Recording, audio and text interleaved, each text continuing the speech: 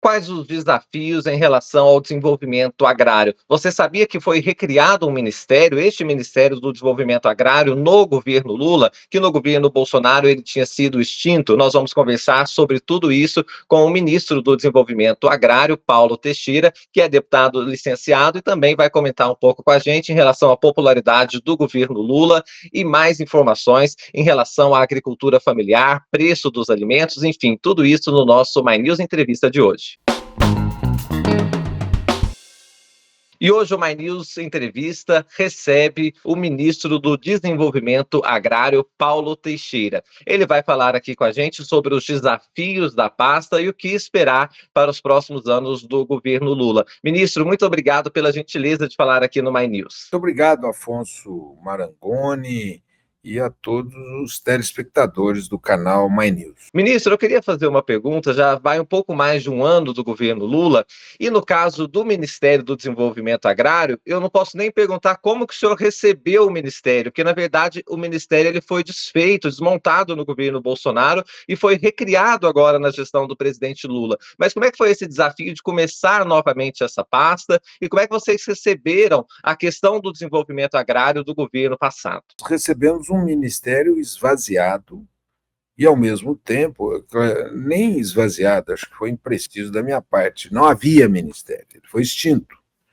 E ele passou a existir só no dia 24 de janeiro de 2023. Nós, então, reconstruímos o ministério, reconstruímos as instituições vinculadas a ele, que é o INCRA, a CONAB, a ANATER, a CEAGESP e a CEASA, e, ao mesmo tempo, nós reconstruímos a política para a agricultura familiar. Qual que é o resultado que eu posso trazer aqui para a mesa? Aumentou a produção de alimentos no Brasil e nós não tivemos inflação de alimentos no ano de 2023. Agora, no final do ano 2023 para 2024, em função de eventos climáticos extremos, nós tivemos um aumento de alimentos, mas que já estão diminuindo fortemente. Eu estou com uma tabela aqui que eu recebi, mostrando que o arroz, que subiu muito, agora, nos próximos 15 dias, vai ter uma queda muito expressiva.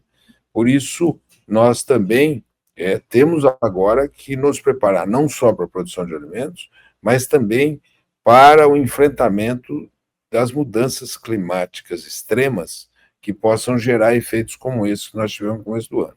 Mas o que nós conseguimos foi diminuir a inflação de alimentos no ano de 2023. Ministro, eu estava acompanhando a agenda do senhor, do ministro da Agricultura e do presidente da Conab com o presidente Lula, falando justamente sobre essa questão do preço dos alimentos. Queria que o senhor contasse um pouquinho quais foram as cobranças do presidente Lula, o que ele queria saber exatamente, o que foi possível mostrar de cenário para ele em relação a essa questão dos preços, que eu estava depois de uma coletiva que vocês colocaram ali, que é esse aumento por questões climáticas. O Rio Grande do Sul, que é responsável por 85%, por exemplo, da produção de arroz, teve fortes chuvas, isso impactou. Mas qual que é a preocupação do presidente Lula nesse sentido? Olha, evidentemente, quando o presidente Lula viu aquele aumento de alimentos no mês de janeiro e fevereiro, claro, ele se preocupa porque ele quer que o alimento chegue barato na mesa do povo brasileiro. E assim ele foi ter conosco para saber que medidas tomar, tanto para diminuir os alimentos, o preço dos alimentos, como também que medidas tomar para prevenir esses eventos nos próximos verões, né? Já que foram momento de estação, né? O primeiro lugar é que as fortes chuvas no Rio Grande do Sul atrasaram a colheita do arroz.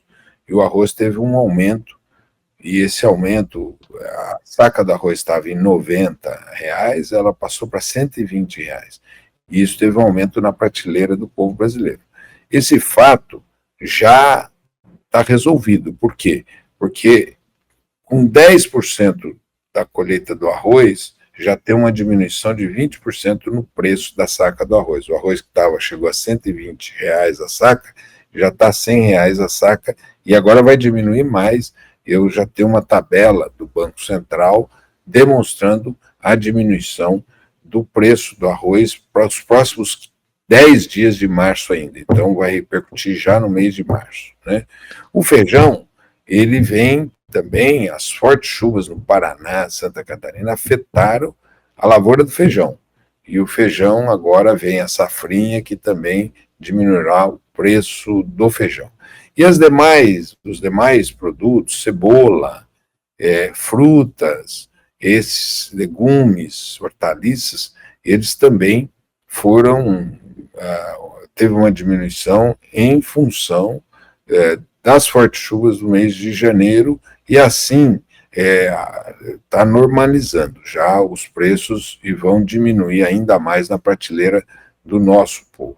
Assim, o que o presidente Lula nos pede agora é como prevenir eventos que não eram eventos regulares, não eram eventos previsíveis, né? Ninguém previa tamanha chuva, com tamanhas temperaturas que afetariam tão fortemente a agricultura.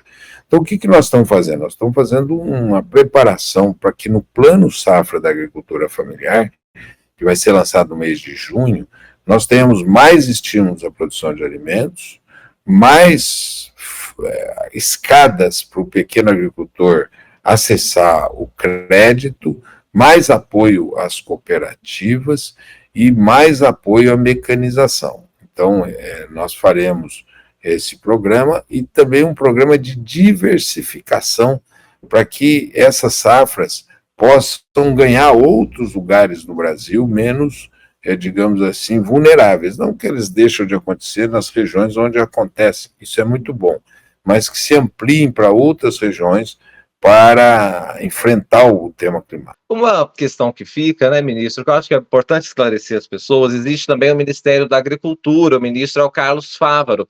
Como é essa integração entre Ministério do Desenvolvimento Agrário e Ministério da Agricultura, e dizer que não tem nenhuma dicotomia entre o agronegócio e o produtor familiar, na verdade, um é sempre complementar ao outro, né? A relação com o Ministério da Agricultura é boa, é muito boa, há uma sintonia, todo esse diagnóstico que a gente teve do aumento de preço de alimentos foi um diagnóstico comum, o diagnóstico da tratativa também é um diagnóstico comum, os instrumentos serão utilizados por eles no Plano Safra e nós no Plano Safra da Agricultura Familiar, e os demais instrumentos a serem utilizados estão na Conab, em que eles incidem também pela Conab, que está vinculada ao nosso Ministério. Então, é uma boa relação, e nós não trabalhamos essa dicotomia, não, nós trabalhamos a sintonia.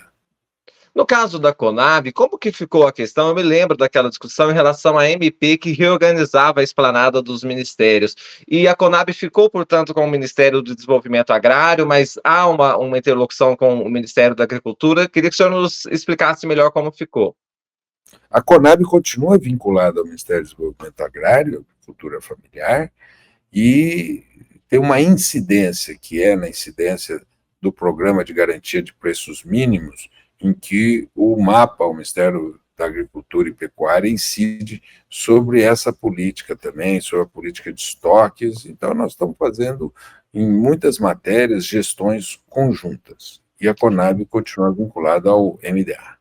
Eu acho que é um bom momento e uma discussão super importante, e que eu estava vendo aquela coletiva que vocês deram no Palácio do Planalto, que são sobre estoques reguladores, e que isso deixou de ser feito no Brasil, mas é muito importante. Queria que o senhor explicasse melhor como funciona. O governo compra dos produtores quando está em baixa ali o preço dos produtos e depois ajuda a regular esses estoques para o consumidor não ver grandes oscilações, é isso? Exatamente. O governo ele tem instrumentos para, ao fazer estoque, ajudar na regulação de preços, né? E agora nós fizemos uma operação que foi muito interessante. O preço do milho estava muito baixo. E aí o que a gente fez? A Conab comprou 360 mil toneladas de milho. E comprou por cerca de R$ 40, né, a tonelada de milho. E o que o governo fez? A saca de milho. Ele vendeu esse milho a R$ 60 no Nordeste, quando o preço de mercado do milho estava em R$ 100. Isso ajudou muito no enfrentamento das secas do Nordeste e no norte de Minas, para evitar perda do gado, né? Não há incidência de perda de gado no Brasil por conta, entre outras políticas, da política de venda de milho promovida pela Conab. Ainda tem um assunto que eu queria falar com o senhor, já estamos encaminhando para o final da nossa entrevista, mas que desperta a curiosidade das pessoas, acho que é sempre um bom momento para deixar claro e explicar. Como é a relação do Ministério do Desenvolvimento Agrário, por exemplo, com o MST? Via INCRA, há um diálogo, há uma conversa, queria que o senhor explicasse para a gente.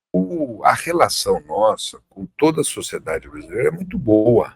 Aqui nós administramos de portas abertas. A única dificuldade nossa é que o dia só tem 24 horas, então a gente só pode ouvir as pessoas durante as 24 horas do dia. Mas aqui nós administramos de porta aberta. E ao administrar de portas abertas, nós temos boa relação com a sociedade civil, com os movimentos sociais, inclusive com o MST. A relação é muito boa com o MST, com a CONTAG, com a FETRAF, com o MPA, com a CONAC, para falar algumas das entidades da sociedade civil. Nós queremos ter nas asas do nosso governo todos os segmentos da sociedade. Ninguém pode ficar de fora. Só não vão dialogar aqueles que não acreditam na democracia, porque já que não acreditam, não tem diálogo, tá certo? Mas quem acredita na democracia terá as portas do nosso ministério abertas, do INCRA, da CONAB, da ANATER, da CEAGESP e da SEASA. Ministro, para a gente fechar, eu queria usar um pouquinho essa veia do senhor de deputado licenciado, né? O senhor tantas vezes esteve no Congresso Nacional, tive a oportunidade de encontrar o senhor muitas vezes ali no Salão Verde, por aí vai. E eu queria te perguntar um pouco só sobre essa questão do governo Lula em relação à popularidade. Saiu algumas pesquisas que têm um indicativo de queda da popularidade, mesmo que pontual, e, enfim. Mas eu queria ouvir do senhor como que o ministério do senhor pode ajudar nisso. Existe uma avaliação de que precisa se comunicar melhor, os diversos órgãos do governo. O que o senhor, como deputado, pode dizer em relação a isso? De fato, houve essa diminuição de aprovação, embora para um governo, no primeiro ano, comparado aos demais governos e comparado aos demais governos do mundo, a popularidade do presidente Lula é altíssima, né? Isso se deve ao bom governo, um governo que equilibrou a economia, diminuiu a inflação, aumentou a credibilidade do país, diminuiu o risco do país, foram gerados 1.700.000 empregos formais com carteira assinada, aumentou a renda do trabalhador, diminuiu o custo dos alimentos, enfim, são tantas as medidas na área de educação, houve uma repactuação do FIES, houve agora essa bolsa chamada Pé de Meia para os estudantes do ensino médio, escola integral, houve também a questão da alfabetização em idade certa, a conectividade das escolas. Eu ficaria aqui a tarde toda falando sobre os feitos do governo, né? Agora, é uma sociedade muito polarizada, e nessa sociedade polarizada, a disputa política corre à solta, não é? Então, certamente, as fake news, né, as mentiras acabaram influenciando, né? Mas eu acho que com os feitos do governo, isso prevalecerá as mentiras. Nós conversamos aqui com o ministro do Desenvolvimento Agrário e Agricultura Familiar, Paulo Teixeira. Ministro, muito obrigado pela gentileza de atender o My News e até uma próxima oportunidade. Obrigado, Afonso. Um abraço a você, a todos os telespectadores do canal My News. E conte sempre com a minha presença nesse canal. Ponto final nessa entrevista com o ministro do Desenvolvimento Agrário, Paulo Teixeira, e a gente agradece muito ele pela disponibilidade de nos atender, e você vê como esse tema em relação ao desenvolvimento agrário, a agricultura familiar, impacta diretamente no nosso dia a dia e também na forma como as pessoas enxergam o governo federal. Muito obrigado, se inscreva no canal My News, ative as notificações e também deixe o like. Um abraço.